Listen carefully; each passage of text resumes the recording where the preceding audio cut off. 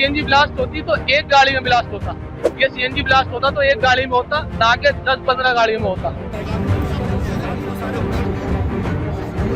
वहाँ जाके देखा तो कुछ गाड़ियाँ फटी हुई थी, आग लगी हुई थी, उसमें पुलिस वाले पानी से बुझा रहे थे उसको। और वहाँ 3 बॉडियाँ डेड थी, एक बंदा जिंदा था जिसे हम लेकर LNJP आ गए।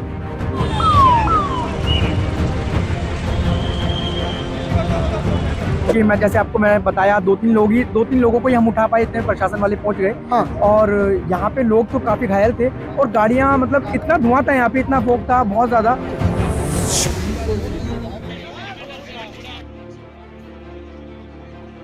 दस नवंबर की शाम एक कार धमाका, अफरा तफरी का माहौल, सायरनों की गूंज और चारों ओर फैली हलचल बता रही थी कि इस धमाके के बाद सब कुछ बदल चुका था। जहां ये धमाका हुआ वहां से सिर्फ 300 मीटर की दूरी पर था लाल किला मेट्रो स्टेशन का गेट नंबर 1, जो उस रात का गवाह बन गया जब दिल्ली दहल उठी। इस कार धमाके ने न जाने कितने परिवारों के चिराग बुझा दिए, कितने घरों को हमेशा के लिए उजाड़ दिया। धमाका इतना भयानक था कि जान गंवाने वालों को पहचानना भी मुश्किल हो गया। ये दर्दनाक मंजर दिल्ली के श्रीनिवासपुरी इलाके का है, जहां लाल किला कार धमाके ने एक परिवार से उसका इकलौता सहारा छीन लिया। चांदनी चौक में दवा की दुकान चलाने वाले अमर कटारिया की जिंदगी इस धमाके की भेंट चढ़ गई। अमर के पिता बताते हैं, धमाके से सिर्फ 10 मिनट पहले ही उनकी अमर से बात हुई थी। उसके 10 मिनट पहले फोन आया था मेरे पास। हम कहीं बाहर ही जाना था, हमने बच्चों के साथ, वो वहाँ से चला था, वो दुकान से चल रहा था, हमने यहीं से चलना था। तो मैंने कहा 10 मिनट, अभी 10-15 मिनट में मैं मिलूँगा आपको।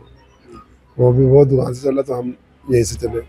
रास्ते में आश्रम पार किया तो फिर मैंने दोबारा बेटी को कहा, मेरे फ़ोन मिला, मैं कहाँ मिलेगा। तो उसका फ़ोन नहीं लगा, किसी और लेडी ने उठाया। लेडी ने हमें यह बताया कि ये लाल किले के पास हमें फ़ोन मिला है और वहाँ पे बम ब्लास्ट हुआ है। अमर के जाने के बाद उनके परिवार में 4 लोग बचे हैं।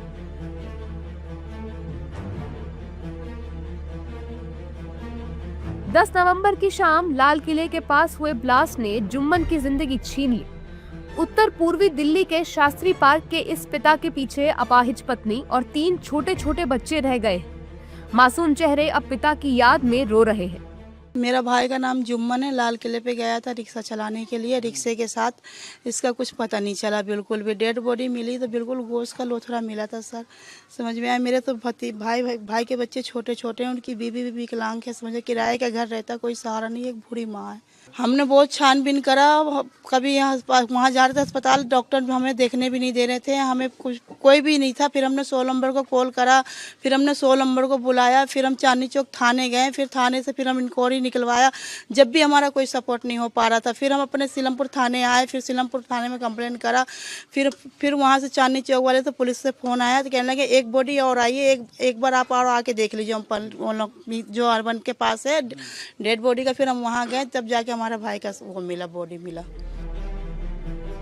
वहीं दूसरी तरफ जम्मू कश्मीर के पुलवामा में संदिग्ध आरोपी मोहम्मद उमर की रिश्तेदार ने कहा कि वो अक्सर परीक्षा के दौरान परेशान न करने की बात कहता था।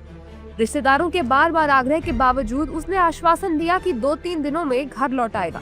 उसने मुझे कॉल किया, मैंने बोला घर आ जाओ, बोला मैं आ जाऊंगा 2-3 दिन के बाद। मैंने बोला नहीं कल ही आ जाओ, बोला नहीं 2-3 दिन के बाद आ जाऊंगा। उसने हमें पहले से ही ये बोल के रखा था कि मुझे एग्ज़ाम है, ज़्यादा तंग मत करना मुझे, मैं लाइब्रेरी में पढ़ने जाऊंगा। हमने कहा कोई बात नहीं है, ज़्यादा फ़ोन नहीं करेंगे। तो फिर हमने फ़ोन नहीं किए क्योंकि हम मुतमईन थे, हमें पता था कि वो पढ़ाई करता था, ज़्यादा पढ़ाई में इन्वॉल्व था, बस हमें इतना ही पता है।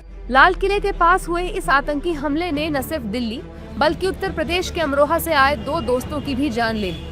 मृतकों की पहचान लोकेश अग्रवाल और अशोक कुमार के रूप में हुई है। दोनों दिल्ली से अमरोहा लौट रहे थे, तभी ये हादसा हुआ। लोकेश अग्रवाल दिल्ली में अपनी बीमार रिश्तेदार से मिलने गए थे। इस दुर्घटना ने उनके परिवारों में कोहराम मचा दिया है और पूरे इलाके में शोक का माहौल है। ये हमारे ही परिचित मोहल्ले के थे लोकेश अग्रवाल जी। अभी पूरी जानकारी तो नहीं मिल पा रही, बट जैसे परिजनों से बात हुई है, रात से संपर्क हुआ है। इनकी समधन एडमिट थी वहाँ सर गंगाराम हॉस्पिटल में। ये उन्हें वहाँ से देखने गए थे और वहाँ से देखने के बाद निकले और इन्हीं के परिचित थे मंगरोला के जो दूसरी कैजुअल्टी हुई है अशोक कुमार जी। अब जो भी बात रही होगी, इन लोगों का आपस में संपर्क हुआ, क्या हुआ, ये उनसे मिलने के लिए गए थे और जैसा कि पता चल रही है सूचना कि दोनों की वहाँ मौके पर ब्लास्ट में मौत हो गई। 7 महीने पहले ही कश्मीर के पहलगाम आतंकी हमले में शहीद हुए लोगों के परिवारों ने लाल किला ब्लास्ट पर दुख जताया और सरकार से आग्रह किया कि देश के अंदर पनप रहे आतंकवाद का खात्मा करे और पीएम मोदी पर भरोसा भी जताया। 6 महीने पूरे ही हुए हैं कि तब तक कि ये दूसरा ब्लास्ट हो गया और उसमें 13 मासूम लोगों की, जो सामान्य लोग हैं, हमारे ही जैसे सामान्य लोग हैं, उनकी जानें चली गई। पहले जो घटना हुई थी अप्रैल में, उसके बाद अभी नवंबर में हुआ है सेम चीज, सिर्फ वहाँ पर जम्मू कश्मीर में हुआ था, अभी दिल्ली में। लग रहा है कि जैसे कि बाहर का तो दुश्मन है बहुत सारे, पर उनका भी कुछ रह गए हैं यहाँ पर। और जैसे उस टाइम पर गवर्नमेंट ने जो जो स्टेप उठाए थे, इस बार भी वैसे ही करे। जो आतंकवादी अगर छुप गए हैं या कुछ हमारे लोग भी अगर उनके साथ इन्वॉल्व है, उनको पकड़कर कड़ी से सजा दे। इस धमाके पर प्रतिक्रिया देते हुए Sarojini Nagar mini market association के अध्यक्ष और 2005 के सरोजनी नगर धमाके में जीवित बचे अशोक रंधावा ने कहा कि वे धमाके में घायलों और पीड़ितों की यथासंभव मदद करेंगे। 2005 में जब मैं बचा था उस ब्लास्ट के अंदर, तो उसके बाद हम लोगों ने एक NGO बनाई थी, south Asian forum people against terror. जितने भी बम ब्लास्ट के लोग हैं वो सब हमारे टच में हैं, उनके लिए हम लोग काम करते हैं। कंपनसेशन गवर्नमेंट बोल तो देती है, पर उसको लेने में बड़ी दिक्कत होती है। कल जब पता चला कि भाई ये ब्लास्ट हुआ हैगा, तो बहुत से लोग ऐसे होते हैं कि जो मेरा पिछला एक्सपीरियंस है, कई लोगों को डेड बॉडी ले जाने के लिए गाड़ी अरेंजमेंट नहीं होती, एम्बुलेंस अरेंजमेंट नहीं होती। तो उसके लिए अगर ऐसे कोई भी लोग होंगे, उनको हम गाड़ी भी अरेंज कराएंगे, एम्बुलेंस भी अरेंज कराएंगे, उनके लिए कंपनसेशन के लिए फ़ाइट करेंगे।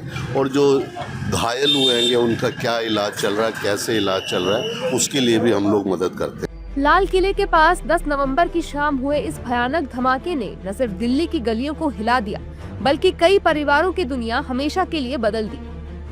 उन मासूम चेहरों, अधूरे सपनों और टूटे परिवारों की पीड़ा हमें याद दिलाती है कि आतंकवाद की चोट कितनी गहरी होती है। आज हम सिर्फ पीड़ितों के साथ खड़े नहीं हैं, बल्कि उनके दर्द को महसूस करते हैं और एक सुरक्षित भारत की कामना करते हैं। ये धमाका हमें चेतावनी देता है कि देश की एकजुटता और सतर्कता ही हमारे लिए सबसे बड़ी ढाल है।